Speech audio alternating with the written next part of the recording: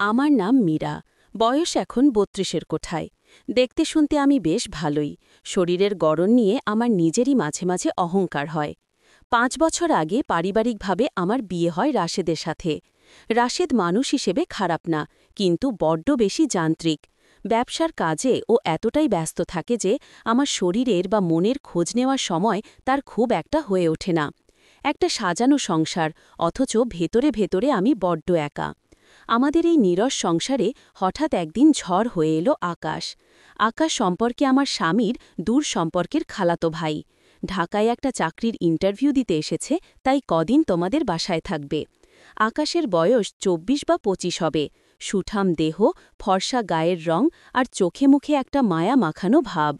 প্রথম দিনই ও আমাকে দেখে মিষ্টি করে হেসে বলেছিল, ভাবি, আপনাকে তো ছবির চেয়েও সুন্দর লাগছে। প্রশংসা শুনতে কোন নারীর না ভালো লাগে? আমারও ভালো লেগেছিল। রাশেদ তো কোনোদিন আমার শাড়ি পরা বা সাজার প্রশংসা করেনি।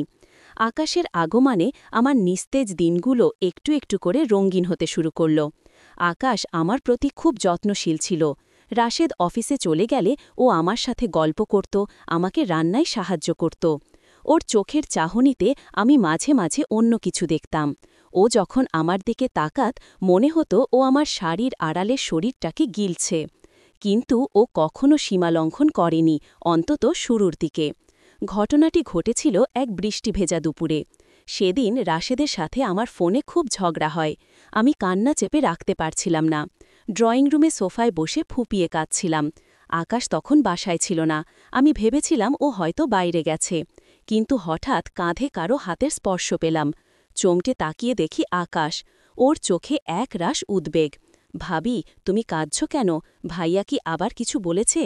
আমি কথা বলতে পারলাম না, কান্না আরও বেড়ে গেল। আকাশ আমার পাশে বসল। ওর শরীরটা আমার শরীরের খুব কাছে। আমি সরে যাওয়ার চেষ্টা করলাম না। নিজের অজান্তেই যেন এক আশ্রয়ের খোঁজ করছিলাম। আকাশ আলতো করে আমার চোখের জল মুছিয়ে দিল। ওর আঙুলের স্পর্শে আমার গাল যেন জ্বলে উঠল। এক অদ্ভুত শিহরণ খেলে গেল শরীরে। ও ফিসকিস করে বলল, তোমার চোখের এই জল আমার সহ্য হয় না ভাবি। তুমি কেন বোঝো না তুমি কতটা স্পেশাল? আমি ওর চোখের দিকে তাকালাম। সেখানে শুধুই সহানুভূতি ছিল না, ছিল এক আদিম নেশা। সেই মুহূর্তে আমার হিতাহিতি জ্ঞান লোপ পেল। আমি কিছু বলার আগেই ও আচমকা আমাকে জড়িয়ে ধরল। ওর বুকের সাথে আমার বুক পিষে যাচ্ছিল। আমি বাধা দিতে পারলাম না, বরং আমার অবদমিত সব অভিমান আর একাকিত্ব যেন ওর স্পর্শে মুক্তি পেতে চাইল। আকাশ আমার কানে ফিসফিস করে বলল, ভাবি, আমি তোমাকে ভালোবাসি, প্রথম দিন থেকেই। ওর গরম নিঃশ্বাস আমার ঘাড়ে এসে পড়ছিল। আমার শরীরের লোম দাঁড়িয়ে গেল। আমি কাঁপছিলাম। ও আমার চিবুক ধরে নিজের দিকে ফেরাল। ওর চোখ তখন ঘোলাটে। ও ধীরে ধীরে আমার ঠোঁটের কাছে নিজের ঠোঁট নামিয়ে আনল। বাইরে তখন মুষলধারে দৃষ্টি, আর ভেতরে আমরা দুজন। সমাজের সব নিয়ম, সব সংস্কার সেই মুহূর্তে তুচ্ছ মনে হল।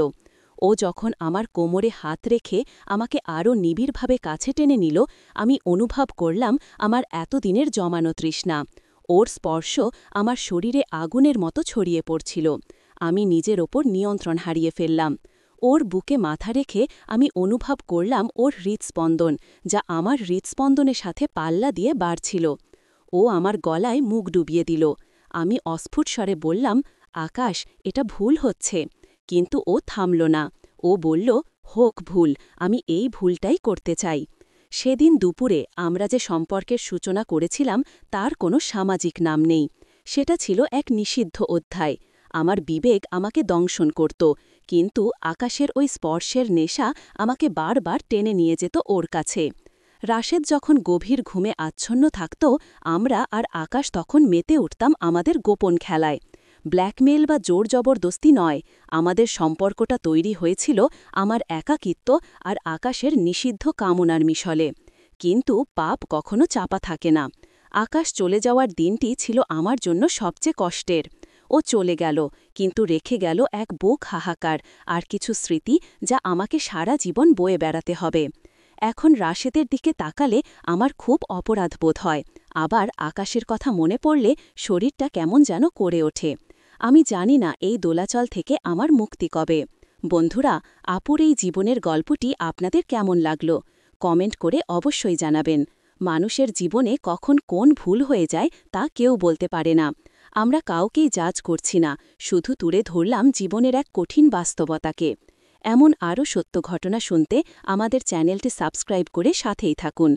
দেখা হবে আগামী পর্বে নতুন কোনো গোপন গল্প নিয়ে। ততক্ষণ ভালো থাকুন।